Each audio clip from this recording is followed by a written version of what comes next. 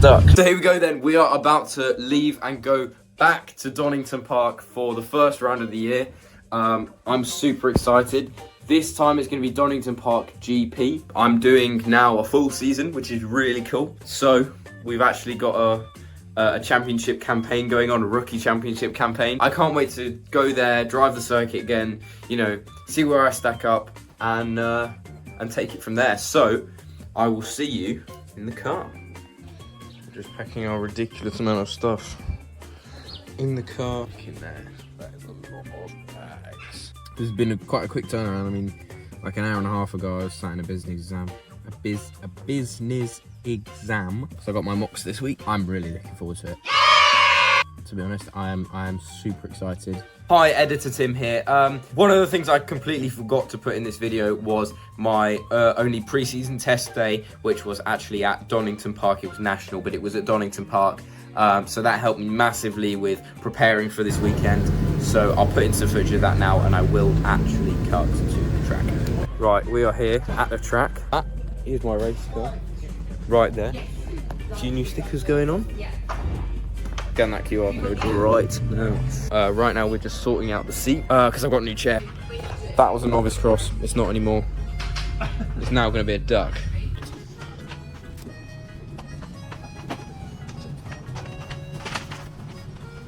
And then also I've got something very cool to show you guys. They have a Saxo safety car. Look, how cool is that? Now instead of having that terrible, horrible Hyundai or the Mondeo, we have got a Saxo safety car, which is very, very cool. Look at that JSCC safety car, and they got the lights on the top. What's it look like in here? Oh, I can't. Oh, they've locked it. I feel like a proper carjacker now. You can kind of see inside it. Look, they've got the same rev clocks as us. No, I actually can't. They have locked it. I just feel like a thief. So after we'd finished our seat fit and applying stickers and looking like a thief trying to see inside the safety car, it was time for a very analytical track walk.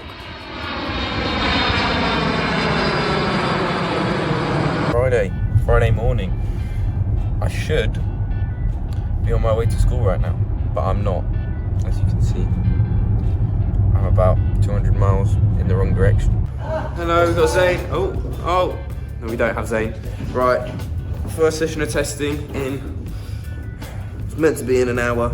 It'll probably be in an hour and a half, 2 hours, 3 hours, 1 week. I'm just sat here waiting, to be honest. I just want to get in the car.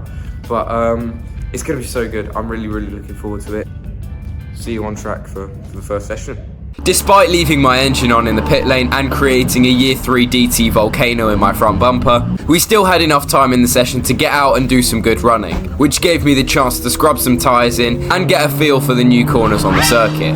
The GP loop really adds a lot of character to the already incredible Donington Park circuit, and I could already tell in testing that the hairpin could provide some opportunities for the race. Yeah, it's really boring. I just kind of stand in the truck and just go, hello. Hi, session 2. Well, yeah, we've not done session 2 yet. Yeah, session 1. Session 1. I had a slight mishap with the engine, but it's fine. We got out there. We did 15 minutes of running. Looking forward to session 2. Yeah. Good. Session 2 was really good, with more progressive improvement throughout the entire 25 minutes and working on rolling more speed through the corners. We also scrubbed in another set of tyres, which is just working us closer and closer to being ready for the weekend and being able to push flat out for the last session of testing. Right, we just finished session 2. We've had a good debrief on the data.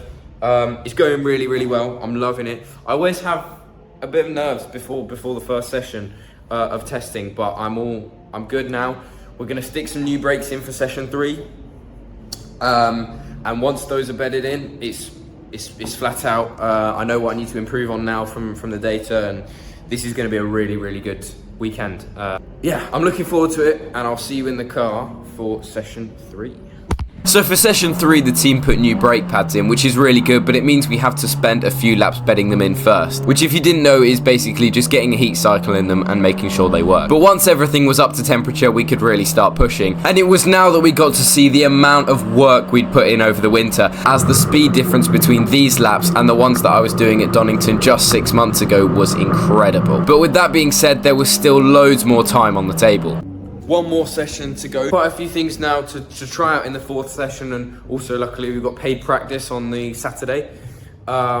which is just 15 minutes to give us a good kind of idea of what our quali run's going to look like. Yeah, I'll see you out there for one more session and then...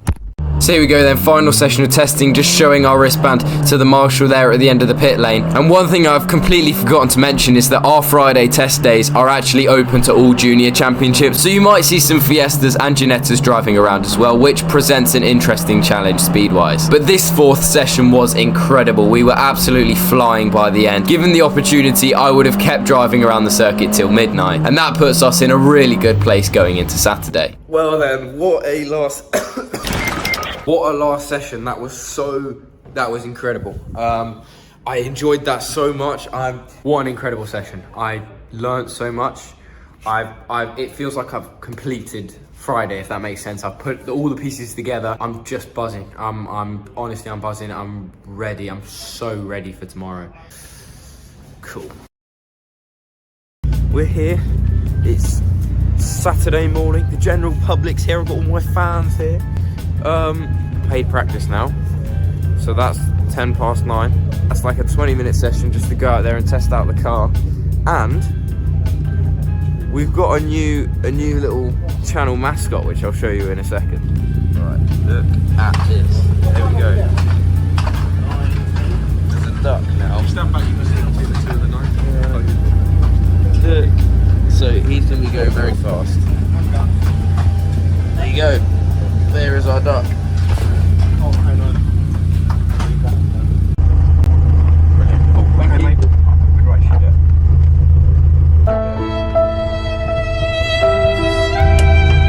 So despite the absolute legions of airtime, it was time to get on the circuit. Something I'd actually forgotten to mention is that our championships come up with a new system where we all form up behind the unstealable safety car before every session. But it proved quite a lot to take in for 9 in the morning. So when the safety car peeled into the pit lane, we all followed it. And it took everyone, including myself, about half a lap to realise we were meant to follow it through the pit lane. But once we got back in the pits and we had the session restarted, it was going really well. Even though it was ridiculously foggy, it was still really useful to get our eye in before qualifying, even if you could barely see down Craner curves. So with all the testing out the way, it was time to see where we actually stacked up on this grid, and it was looking pretty good. So here we go then, it's time for qualifying. We've finally got the side camera operational, so you can now see what I'm doing with the gears more clearly. As you can see, extremely different conditions to just 3 hours ago during paid practice. The sun has completely burnt through all the fog. The track is a lot warmer and a lot grippier, and it's almost the exact same conditions as midway through testing yesterday. So this time we all file through the pit lane behind the safety car, and now it's time to start the session. So out the pit lane we go. We're going to jump past Ralphie pretty quickly on the first corner just to make sure we have some clear air, and then we'll put it to good use warming up those tyres and brakes ahead of our first few flying laps. Now we do qualifying slightly differently, as we have 3 races, meaning it's not just your fastest lap that counts, but your second and third fastest laps as well. So you can be pole for race 1, pole for race 2, and then 16th for race 3. Easy top 3. If I'm not 16th! And come the end of the session, we set a 2-minute .4, which was a huge step up on testing, and it was enough to put us P8 for race 1 and P7 for race 2 and 3. But we knew there was more time on the table. Right, there we go. That's quali. Oh. What is that? That's qualifying. All done. Decent session. We're 7th for everything. Yeah, 7th for all 3 races. We're going to push forward on the start. We've had a few things going on in qualifying, which I'm not going to put in the video. But just know I can go faster, which is really good, and we are going to be pushing forward in these in the first few laps. So we'll see you then. So there we go then, we did make it through the 5-hour wait. We finally didn't get aired by our mechanic, and it is time for the first race of the 2026 JSCC season. And straight away there you can see out of the assembly area, Leon Holly, who was going to start second, had an issue in assembly, which meant he eventually had to start from the pit lane. So that's immediately 1 place up, so we are now starting 7th. But now then, down to the dummy grid. We're going to make sure everything's operating as it should before we form up in our positions. And someone can't start the race, instead of all moving up 1 place, you just leave the grid slot empty. So it means we are still going to be on the outside line and getting ready for the practice start onto the green flag lap. It feels like absolutely forever that you're sat here for. The tension's just constantly building up. especially when you have a race late in the day. But there we go, we get a good practice start and it's on to the green flag lap, weaving the entire time to get heat in those tyres and just dabbing the brakes, making sure they've got some temperature too. Thanks Ian. Yes, the car's already on their green flag lap for round 1 of the Junior Saloon Car Championship 2025. Fourth row, 23 Max Scharfiger and 29 Tim Leonard. But now he's got plenty of fans watching on the stream. So getting ready then for the first of our 3 Junior Saloon Car races over the course of this season opening weekend.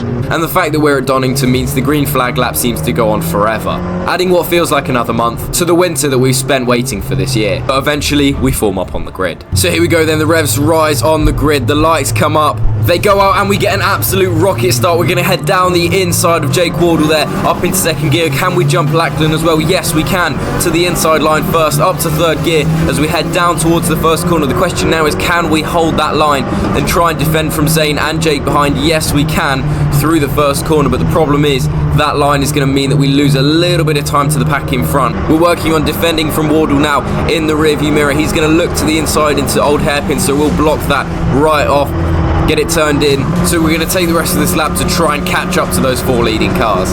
This is one of those circuits where the slipstream is ridiculously important, so if I can tack onto the back of Max, we could even have the potential of a podium. But despite some early gains, Jake was straight back on the offensive, which means we now have to worry about defending as well to try and hold this 5th place. So coming out of the chicane, Jake gets a good run towards the hairpin. He's going to look to the inside, but we'll block it off. That's not at all going to be the end of it though. He is right in our mirror as we head towards the first corner. He's going to be right on us, down craner curves. A little look to the inside into Old Hairpin, but can't make a move there. Now he is closer than ever up through these complex of corners towards McLean's. Going to cover the inside into McLean's, into the middle of the track, carrying some speed through the corner, and he's gone wide, and that's allowed Lachlan to get through as well. So that's going to be the breathing room that we need to try and pull away. And we had actually began reeling in those leading 4 cars until we got a bad run out of Coppice, which allowed Lachlan to catch all the way back up. This top 5 was not going to come easily. Lachlan was all up in my mirrors down towards Old Hairpin, which didn't get him the place, but it meant I got a really bad run up the hill towards McLean's. So we're going to get on the touring car defensive line right on the inside. He's going to carry a lot more speed through the corner and try and post it around the outside up towards Coppice, but we keep our foot in. He gets a bad run down the straight and we hold him behind for another lap. So 2 laps later and he's right back on us down the back straight. He's going to pull to the outside this time, going down towards the chicane. He gets right alongside us. He gets almost in front of us. We're going to make him outbrake himself and cut the corner over the gravel there. He keeps the position in front, but we're still close enough to try a run into the hairpin. What can we do here on the way down to the tightest corner on the circuit, up to 4th gear? We're going to look to the inside. We'll brake late. It's a good move. We'll send it right down the inside and take that position back, trail it into the corner and give him as much room as we legally have to on the exit up to 3rd gear, and we keep that position. But my saving grace now is that all of this battling is going to push Lachlan back into the traffic behind. So when he tries to move around the outside again at McLean's, it's going to push him wide. We're going to hold the inside up towards Coppice, push Lachlan as wide as we can. We're going to pull over and give Zane the draft to keep those 3 battling, and it worked as Lachlan misses his braking for the chicane and we gain valuable breathing room to try and pull a gap on these 3. And just 1 lap later we round the final corner to see the checkered flag has come just in the nick of time, and that is my first ever top 5 finish in a race car, and I'm celebrating like I've won the race. My team's right on the pit wall there. What an incredible race. So much work over the winter has gone into this, and I'm incredibly proud of what we did today. To see not just that we could secure a top 5 but gain on the leading 4 was absolutely incredible. But now going into Sunday, we had big shoes to fill. For now though, let's enjoy this cool down lap. Look at that, what a race. Oh, that was incredible. So first top 5 finish ever. We came P5, incredible start. We got past Jake and Lachlan off the start. And then they were giving me an incredible run for my money. Nice little chase down there. Zane did some incredible moves. I was trying to leave the door open for him to get down the inside of Lachlan. And no, that was, honestly, that was an exquisite race. That was amazing. Yeah, top rookie so far for today. I pray they still do a trophy for that, because I think they do.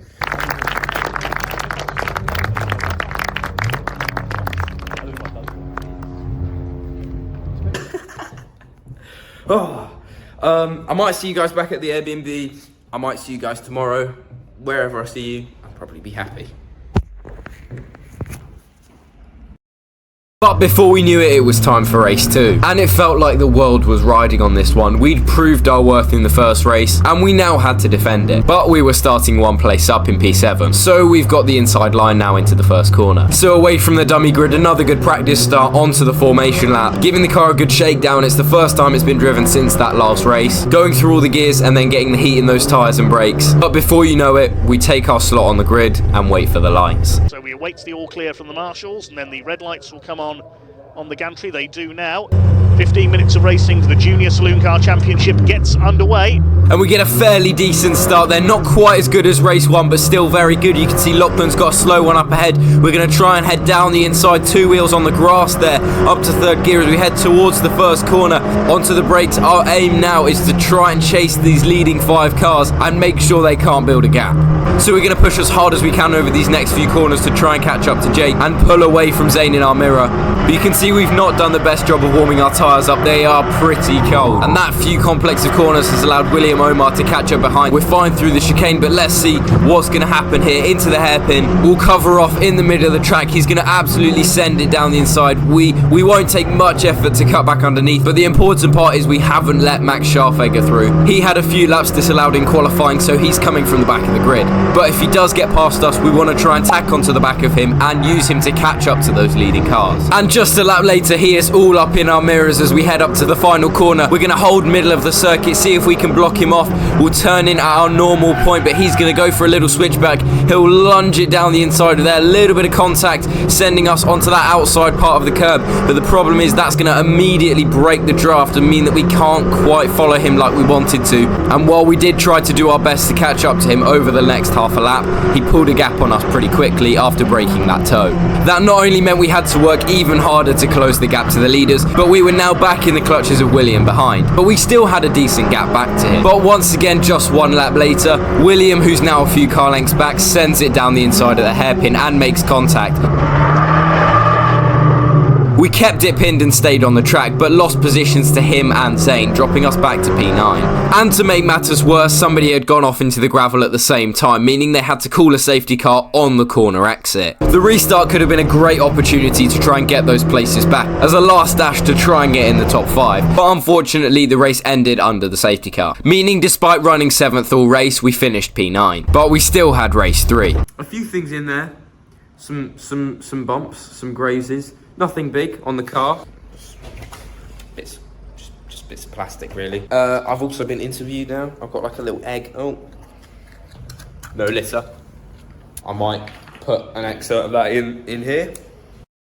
Race 3. We've got race 3 soon. But for said third race, the camera unfortunately didn't work. This proved to be okay, however, as it was definitely the least interesting race of the weekend. Holding position over the first few laps, and eventually losing places to Max Scharfegger and Ben Ward. And after some good battles, we brought it home ahead of Ben Ward in P8. This served as a bit of an anticlimactic end to what had actually been a monumental weekend. Going from being on the fringes of the top 10 just 6 months ago, to showing we could fight with that incredibly competitive top 5. Picking up 3 podiums in rookies and a win while we were at it. This weekend was another huge weekend of firsts, with my first time being in an actual championship campaign, my first time receiving a trophy, and also my first time in the stewards room.